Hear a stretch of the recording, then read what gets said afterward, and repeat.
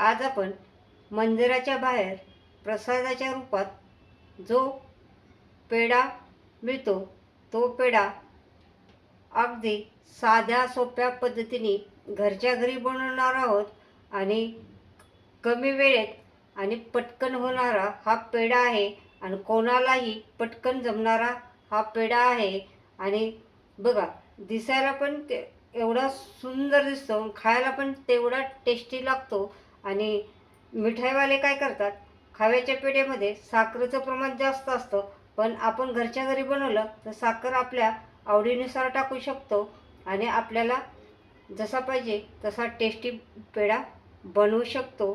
तर चला तर मग आपण आज बनवणार आहोत खव्याचा पेढा. आणि हे कोणाला वाटेल का, हे पेढे आपण घरी बनवलेले आहेत.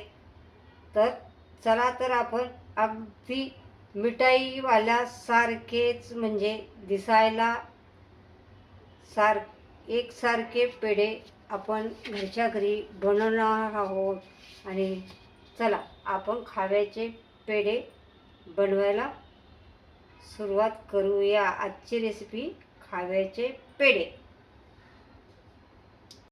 नमस्कार, मी आशा किचनमध्ये आपल्या सर्वांचं स्वागत आहे.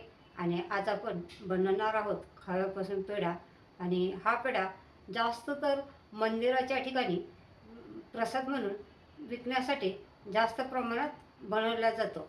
तर त्यासाठी आपण लागणारं साहित्य बघणार आहोत आणि कशा पद्धतीने बनवणार आहोत ते पाहणार आहोत. चला तर मग बनवायला.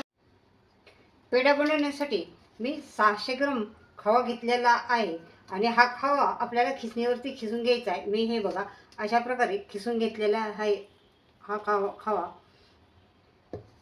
एकदम खवा खिसल्यामुळं त्याच्यातल्या गाठी वगैरे काही राहत नाहीत, एकदम सॉफ्ट आणि मऊ लुसलुसीत होतं. आणि आपल्याला हा खवा असा लवकर याच्यामध्ये गरम झाला की लवकर वितळतो. त्यासाठी आपण घेणार आहोत 600 ग्राम खव्यासाठी आपण घेणार आहोत 300 ग्राम साखर. आता बघा, आपल्याला अशी जाडबुडाची कढई घ्यायची आहे आणि कढई गरम करायला ठेवायची आहे.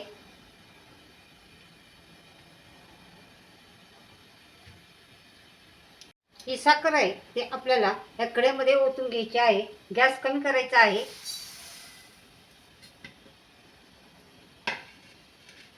आणि ही साखर आपल्याला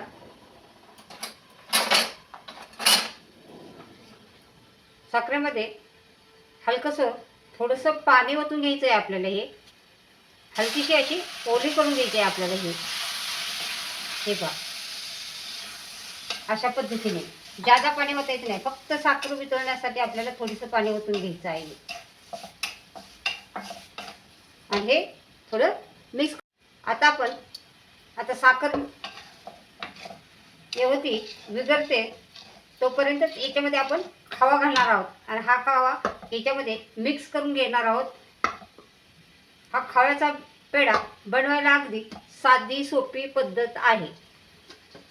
एक सगळा खवा आपल्याला याच्यामध्ये टाकून चांगला मिक्स करून घ्यायचा आहे. हे पहा, गॅस आता आपल्याला कमी ठेवायचा आहे आणि हा खवा याच्यामध्ये चांगला वितळून घ्यायचा आहे. आपण खवा किसल्यामुळं याच्यामध्ये लवकर खवा याच्यात विरघळणार आहे आणि लवकर याच्यामध्ये मिक्स होणार आहे. चांगला मिक्स करून घ्यायचा आहे. हा पेढा खायला पण टेस्ट लागतो आणि बनवायला पण एकदम सोपा आहे. कुणालाही बनवता येईल असा पेढा आहे. याच्यात डिकळ्या सगळ्या आपल्याला विरघळून घ्यायच्या आहेत.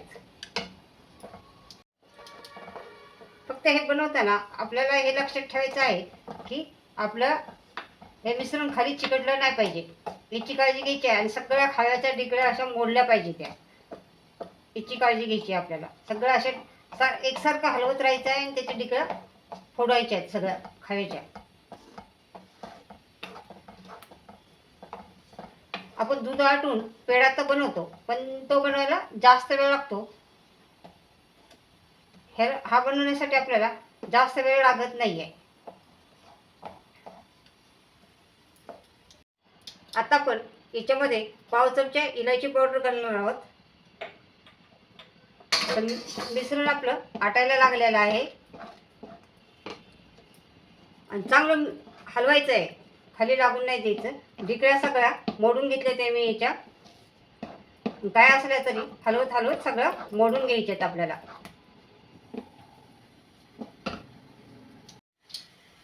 असा पेढा आपला प्रसाद म्हणून जास्त प्रमाणात तो मंदिराच्या बाहेर मिळतो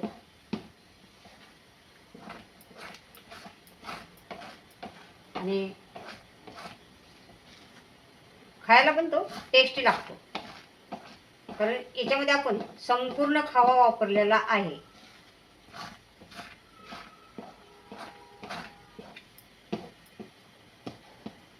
आता आपण याच्यामध्ये थोडंसं तूप घालणार आहोत, एक अर्धा चमचे इतकं. त्याने कारण काय होणार आहे, आपला पेढा असा खुसखुशीत होणार आहे.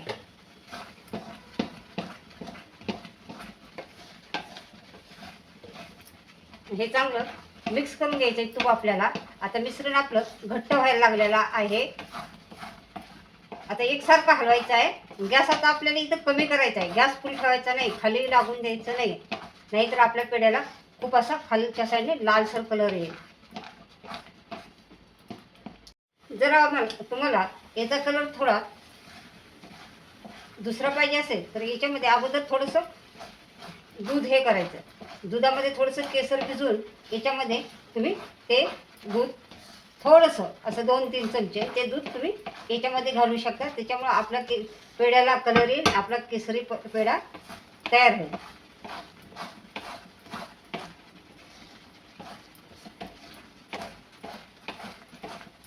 त्यात तुम्ही केसराच्या 2-4 काड्या पण टाकू शकता.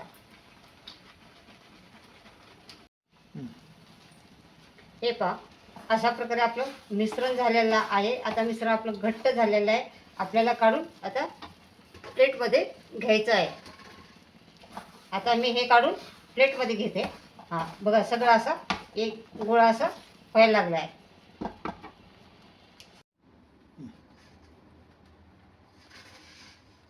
आता बघा, हे मिश्रण आपण काढून प्लेटमध्ये थंड करण्यासाठी ठेवणार आहोत. हे बघा असं घट्ट झालेलं आहे. संपूर्ण असं काढून पसरून थंड करून घ्यायचं आहे. आणि थंड झाल्यानंतर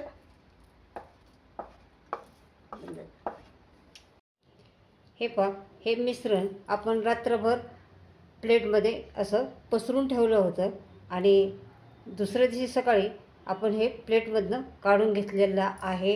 हे अशा प्रकारे झाले मिश्रण सुकून. आणि आता आपल्याला ह्याला असं थोडं थोडं असं सुट्ट करून घ्यायचं आहे हे सगळं असं. आणि थोडा थोडा असा हे मी सुट्ट करून घेतलेलं आहे आणि दुसऱ्या प्लेटमध्ये काढून घेतलेला आहे परातीतनं. आता आपल्याला हे थोडा थोडा गोळा काढायचा आहे आणि जसं आपले एका चपातीचा उंडा असतो ना तेवढा घ्यायचा आणि हाताने असा, त्यापेक्षा थोडं मोठं घ्या आणि हाता आपल्याला हे आता बाकीचा मी याच्यामध्ये ठेवला आणि ह्या प्लेटमध्ये एवढा असा गोळा घेतलेला आहे. आणि हा गोळा तुम्हाला हाताने असा प्लेटमध्ये मळून मळून घ्यायचा आहे, चांगला चुरून चुरून चुरून चुरून. जेवढं तुम्ही चुरचाल तेवढा आपला पेढा सॉफ्ट होणार आहे. आणि ह्याच्यामध्ये जो असा रवळ रवळ बनलेला असतो तो नंतर सॉफ्ट झाल्यानंतर एकदम मऊ होतो, मऊ. हे असं चांगला मळून घ्यायचा आहे. हा खव्याचा पेढा बनायला खूप सोपा आहे, कुणालाही येईल असा हा खव्याचा पेढा आहे. आणि बनवायला पण खूप कमी वेळ लागतो आणि खायला पण खूप टेस्टी लागतो. आणि हा पेढा ज्यादातर मंदिराच्या बाहेर जो प्रसाद असतो ना त्या प्रसादाच्या ह्याच्यात जास्त हा अशा प्रकारचा पेढा ते लोक जास्त प्रमाणात बनवतात.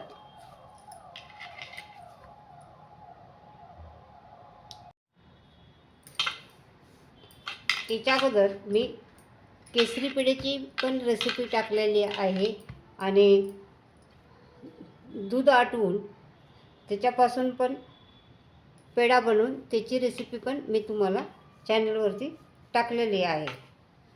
आणि आत्ताही आपण नुसता खवा आणि साखर वापरून ही पूर्ण पेढ्याची रेसिपी बनवलेली आहे.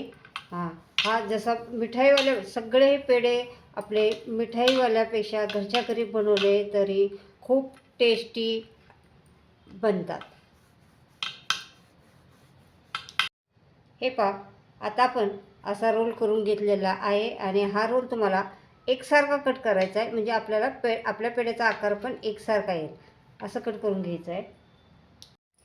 हे पहा, असं आपण ह्याचे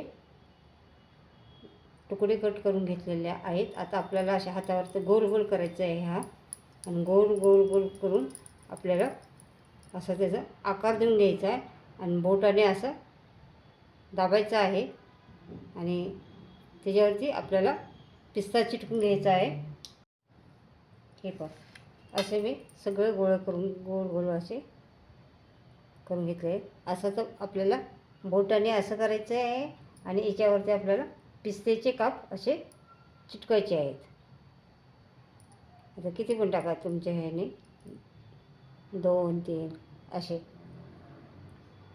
अशा प्रकारे मी त्याला सगळे पिस्ते चिटकून घेत आहे सगळ्या पेढ्यांना. अशा प्रकारे मी सारे पेढे बनवून घेतलेले आहेत आणि हे पेढे बघून तुम्हाला वाटते हे पेढे मी घरी बनवलेले आहेत. बघा, एकसारखा आकार, एकसारखा शेप आलेला आहे. आणि आपण जसं मिठाईवाल्याच्या दुकानात पेढे घेतो तसेच हे पेढे बनवून तयार झालेले आहे. टेस्ट पण त्याच्यापेक्षा चांगली तयार झालेली आहे आणि दिसायला पण एवढे सुंदर दिसतात की हा पेढा तोडून खायची पण इच्छा होते, एवढं सुंदर दिसतात. तर आपले सारे पेढे हे खव्याचे पेढे, खव्यापासून आपण हे सारे पेढे तयार केलेले आहेत. असे पेढे तुम्ही मी जे प्रमाण दिले ते प्रमाण घेऊन जर केले तर अगदी बरोबर होतील, चुकणार नाहीत. चला आपण हे सगळे पेढे एका डिशमध्ये सर्व करूया. आज आपण बनवले आहेत खव्याचे पेढे. हे पेढे अगदी करायला साधे सोपे आहेत आणि कमी वेळेत तयार होतात आणि कोणालाही पहिल्याच प्रयत्नामध्ये हे पेढे बनवायला येतात. आणि जे मी तुम्हाला प्रमाण दिलेलं आहे ते प्रमाण जर तुम्ही अगदी अचूक घेतलं तर आपली पेढे अगदी बरोबर होणार आहेत. अशा पद्धतीने तुम्ही हे पेढे करून बघा आणि कोणी कोणी पेढे बनवले आहेत आणि त्याची टेस्ट काय झाले ते मला कमेंटमध्ये सांगा. आणि आपल्या आशाच किचन चॅनलवरती नवीन असाल तर चॅनलला सबस्क्राईब नक्की करा, लाईक करा, शेअर करा. आणि पुन्हा भेटणार आहोत आपण पुढची नवीन रेसिपी घेऊन. तोपर्यंत बाय बाय.